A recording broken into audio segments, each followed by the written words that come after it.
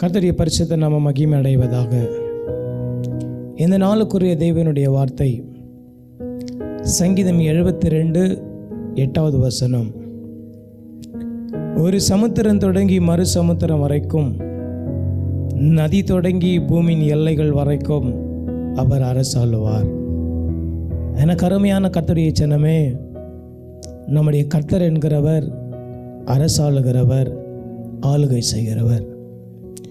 அவருடைய பிள்ளைகளாக இருக்கிற நாமும் இந்த உலகத்தில் அரசாள வேண்டும், ஆளுகை செய்ய வேண்டும் என்று சொல்லி கர்த்தர் விரும்புகிறார். எவைகளின் மத்தியில் நாம் அரசாள வேண்டும், எவைகளை நாம் ஆள வேண்டும்?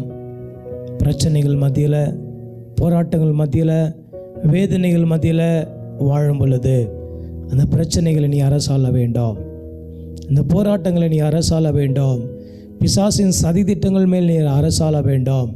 நீ அரசாள ஆரம்பிக்கும் பொழுது, அந்த பிசாசை எதிர்த்து நீ அரசாள ஆரம்பிக்கும் பொழுது அந்த பிசாசு உன்னை விட்டு ஓடி போவான். என்ன கருமையான தெய்வ ஜனமே, அதனால் கர்த்தர் எப்படி அரசாளுகிறாரோ அவருடைய பிள்ளைகளாக இருக்கிற நாமும் அரசாளும்படியாய் கர்த்தர் நம்மை அழைத்திருக்கிறார். இந்த உலகத்தில் பிசாசை நம்ம அரசாளும்படியாய் ஆண்டவர் நம்மை தெரிந்து கொண்டிருக்கிறார்.